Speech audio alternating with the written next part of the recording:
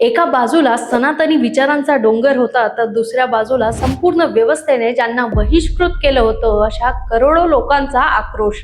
3 April 1927चा तो दिवस होता। मुंबईतल्या परळ भागातल्या एका इमारतीत एक माणूस शांतपणे लिहित होता, पण त्यांच्या त्या लेखणीचा आवाज थेट दिल्ली आणि लंडन पर्यंत पोहोचणार होता।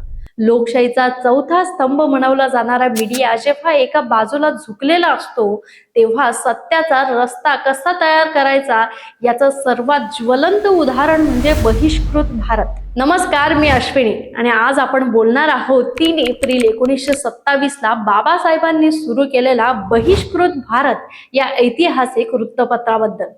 मित्रांनो, ही वेळ खूप कठीण होती। 20 मार्चला महाडचा चवदार तळे सत्याग्रह झाला आणि त्यानंतर प्रस्थापित वृत्तपत्रांनी सत्याग्रहाबद्दल चक्क खोट्या बातम्या छापायला सुरुवात केली।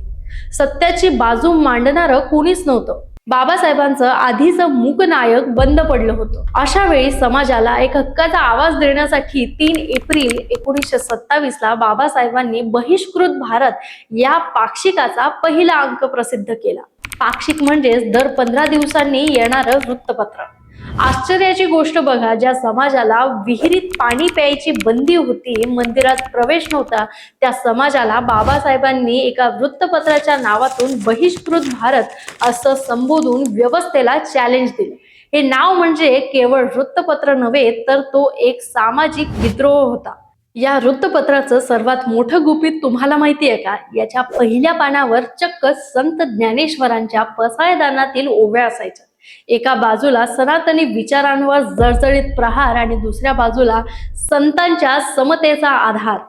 हा असा बाबासाहेबांचा बॅलन्स होता। खिशात पैसे नव्हते, जाहिरात मिळत नव्हत्या, पण बाबासाहेबांनी स्वतःच्या पगारातून आणि कर्जातून हे पाक्षिक चालवलं। त्यांनी लिहिलं होतं, जर आम्हाला या देशाचे नागरिक म्हणून अधिकार नसतील तर हा देश आमचा कसा। त्यांच्या या एका वाक्याने त्याकाळी मोठी खळबळ उडाली होती। बाबासाहेबांनी या माध्यमातून केवळ बातम्या दिल्या नाहीत, तर शोषितांना त्यांचे हक्क काय आहेत हे शिकवलं।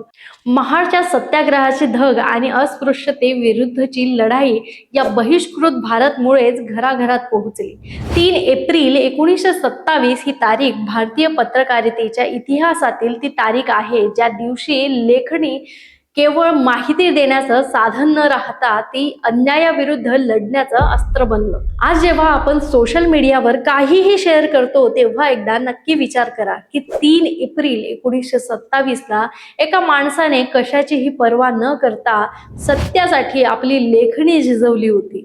बाबासाहेबांच्या या निर्भीड पत्रकारितेबद्दल तुम्हाला काय वाटतं? आजचा हा मीडिया खरोखरच बहिष्कृत लोकांचा आवाज बनतोय का? तुमचं मत कमेंटमध्ये नक्की सांगा, कारण विषय कोणताही असो, आपला मुद्दा भारी आहे।